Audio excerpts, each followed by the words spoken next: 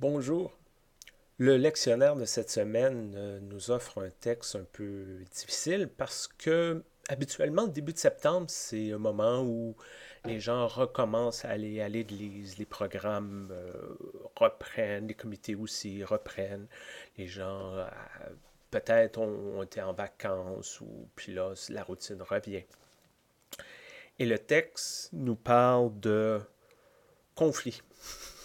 Et c'est peut-être la dernière chose qu'on veut parler instinctivement lorsqu'on veut recréer le corps, est-ce qu'on veut augmenter nos nombres ou du moins maintenir nos paroisses, d'avoir un texte qui nous parle de conflit. Surtout ce texte-ci, ce texte de l'Évangile selon Matthieu, qui a été souvent abusé parce qu'il a été souvent compris comme une espèce de mode d'emploi. S'il y a quelqu'un qui fait de quoi de mal, va le voir, puis va lui dire ce qu'il a fait de mal. Puis s'il t'écoute pas, ben amène deux, trois personnes, va le voir, va lui dire qu'est-ce qu'il a fait de mal. S'il écoute pas, ben prends-les devant toute la paroisse, puis dis-y ce qu'il a fait de mal, puis ça marche pas, ben d'awar. Et beaucoup de personnes ont souffert de ça. Plus qu'on pense même. Plus qu'on pense, plus que des quelques cas anecdotiques. Parce qu'on a présenté ça, c'est ça, comme une espèce de mode d'emploi.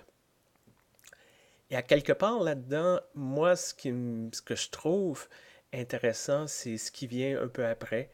Euh, Lorsque Jésus dit, lorsque deux ou trois seront réunis, je vais être là. Il y a un côté un peu sacré dans être dans un ou deux face à face, petit groupe, grand groupe. Et je pense pas que c'est ça que Jésus nous invite à faire puis à se comporter, surtout lorsqu'il nous dit je vais être là avec vous. Peut-être ici, c'est pas un texte de discipline de groupe, mais plus un texte de réconciliation. Lorsqu'on a un conflit, qu'est-ce qui se passe? Souvent, les gens vont avoir tendance à, surtout dans les milieux d'église, souvent les gens vont avoir tendance à l'éviter. Ah non, on ne peut pas faire ça parce qu'il y a des gens qui vont se fâcher. Il y a des gens qui vont menacer de garder leur contribution financière. Il y a des gens qui vont nous écrire des lettres d'insultes. Il y a des gens qui vont partir. On ne peut pas, en tant qu'Église unie, prendre une position sur tel sujet parce que ce ne sera pas populaire et ça va créer de la chicane, fait qu'on ne fera rien. Fait qu'est-ce qui se passe? Les gens deviennent frustrés. Les gens ont l'impression qu'ils ne sont pas écoutés.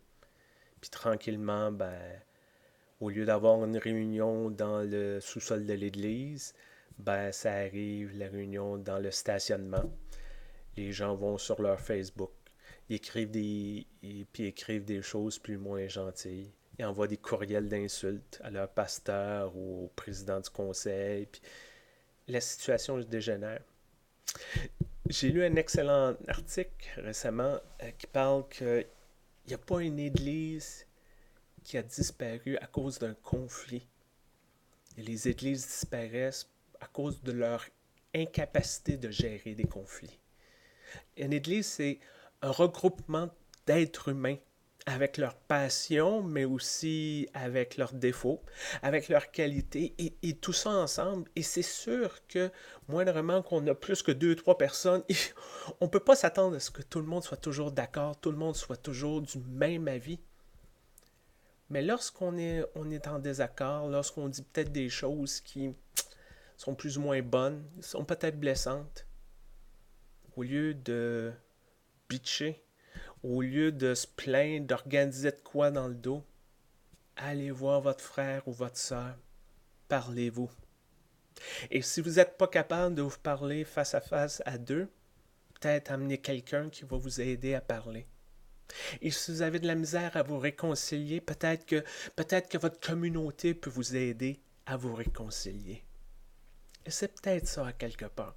Le message, la bonne nouvelle dans ce texte-là. C'est pas un texte pour dire c'est quoi les règles à suivre avant d'expulser quelqu'un. C'est un texte qui nous parle. Parlez-vous. Arrêtez de passer en arrière, de faire des présuppositions. Puis s'il a dit ci, ça veut dire ça. Puis s'il a fait ça, ça veut dire ça. Non, parlez-vous. Parlons-nous. Parce qu'on fait partie de cette Église de Dieu sur terre. On veut être disciple de Jésus. On a des passions. On veut faire du ministère. Parlons-nous. Et c'est ça, j'espère, qui va vous arriver cette semaine.